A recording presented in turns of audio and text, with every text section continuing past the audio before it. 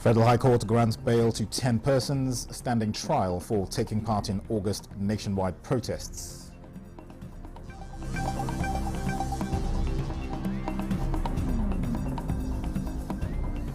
Ongoing transformational policies of federal governments will make life better for Nigerians soon, says Minister of Information and National Orientation.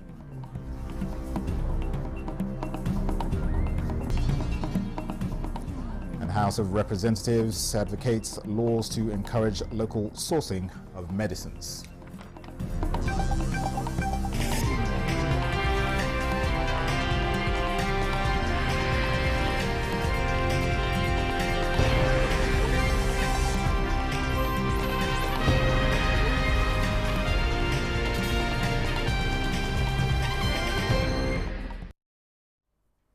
Hello and welcome to the news desk at 6 on Nta News24. This is an abridged version due to a live telecast.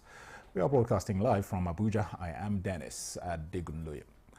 The Federal High Court sitting in Abuja has granted bail to 10 persons standing trial for taking part in the nationwide protests which took place between 1st and 10th of August. Justice Emeka Nwite gave the order in Abuja. The protesters, who claimed to be protesting against the economic situation in the country, were allegedly implicated in looting incidents, destruction of public property, and treasonable conduct. Agreeing with the defense counsel that anyone charged with a criminal offense is presumed innocent until proven guilty, the court granted bail to the 10 defendants. That's 10 million naira each, along with one surety in like sum. He also ordered them to refrain from participating in any public rally or protests throughout their trial and fixed September 27th for the commencement of the trial. Minister of Information and National Orientation Mohammed Idris says ongoing implementation of transformational policies that are unlocking the country's potential have emboldened the federal government not to relent until it takes Nigerians to the promised land of prosperity. At an expanded management retreat organized by the National Orientation Agency, the minister added that the agency, under his watch, will not compromise its efforts towards a national rebirth through national value reorientation. Salihu Gwanara reports. The expanded retreat was an opportunity for the participants to enjoy the uncommon interface directly with the headsman of the ministry. With a promise to boldly and confidently push harder, the minister wants participants to be relevant drivers and worthy ambassadors as the nation is already on a journey of lasting transformation. When I paid my maiden visit to the NOA in October of 2023, I recall saying that I look forward to working with the agency to, and I quote, kickstart on the President's directives a nationwide reorientation and reawakening campaign, and I'll be requiring a comprehensive roadmap from you within the shortest possible time. You already have the experience of doing this, as well as the skills and the enthusiasm to do so, end of quote.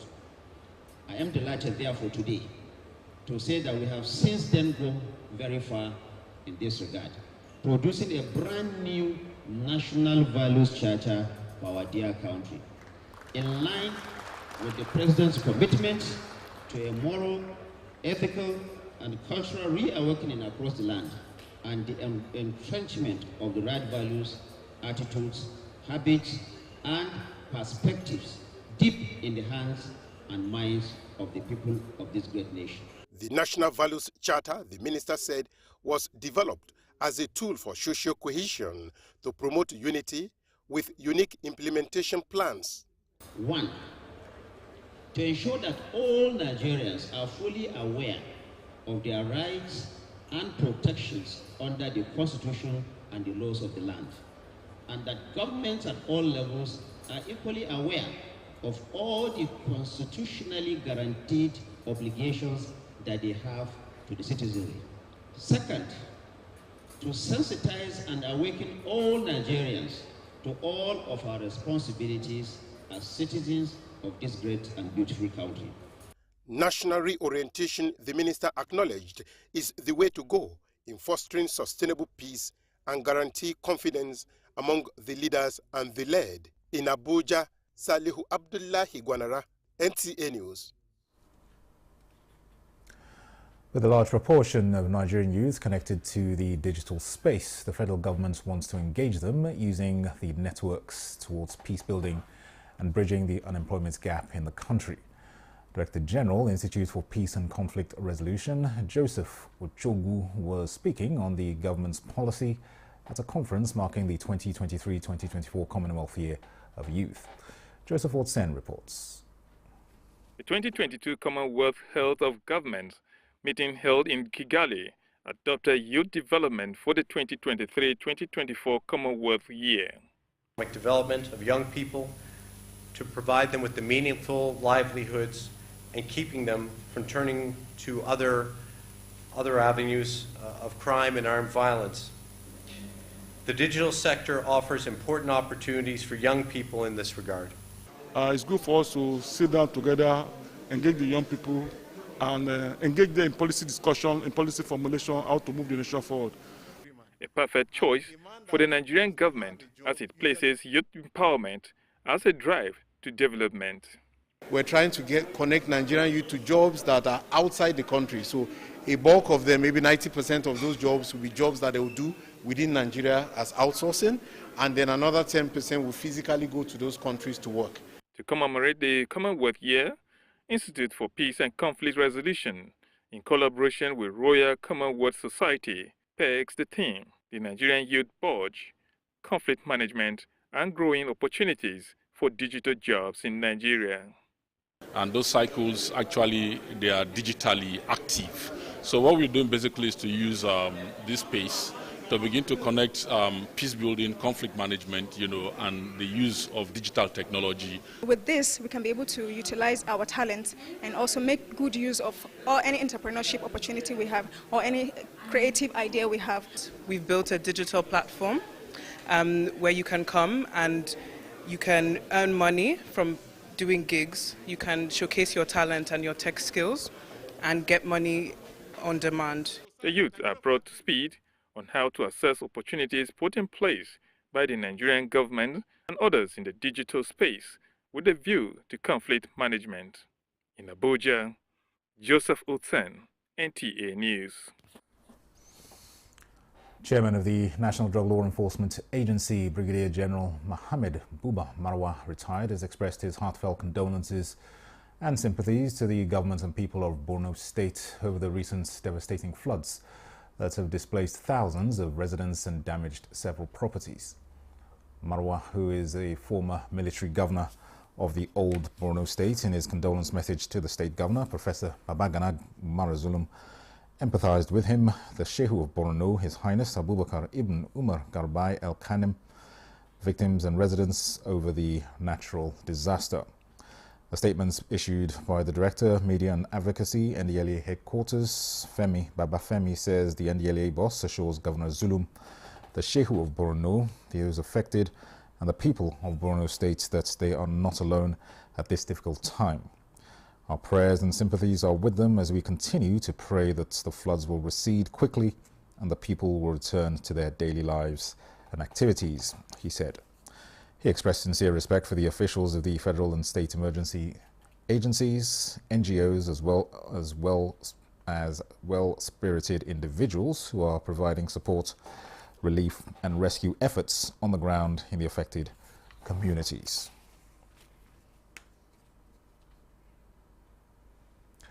The military is to train communities to act as first responders to security challenges, while the manhunt for a bandit leader, Bello Turji, has been upscaled. The Chief of Defence Staff, General Christopher Musa, announced this at a news conference on ongoing operations to combat security threats across the country. The Defence correspondent Ismail Musa reports. One unified operation is going to be called Operation Fansan Yamma. It's securing the West. Now the intention is to ensure that we synergize all our efforts in addressing the security challenges in the Northwest. It's a crucial briefing on efforts to address the wave of insecurity across the country.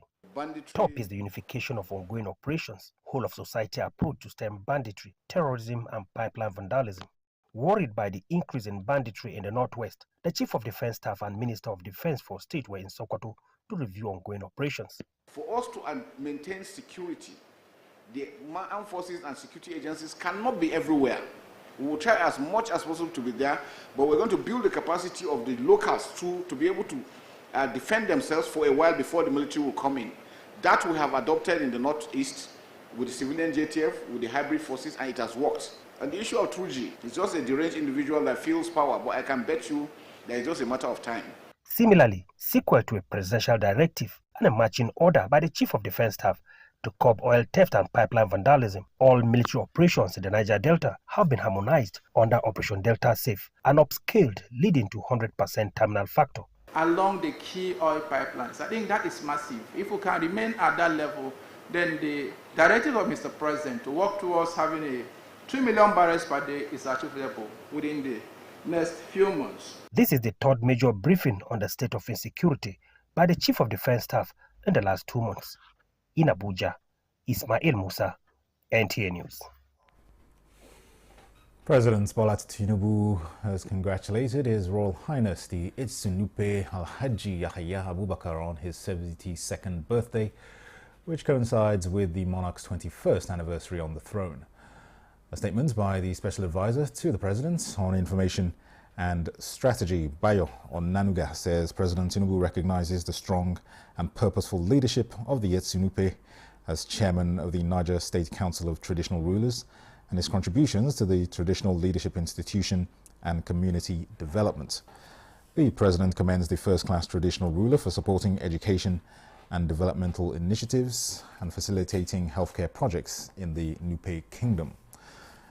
Tinubu also commends him for working for the stability of the country by promoting peaceful coexistence and cooperation among different ethnic and religious groups, not only in Niger State, but also throughout Nigeria.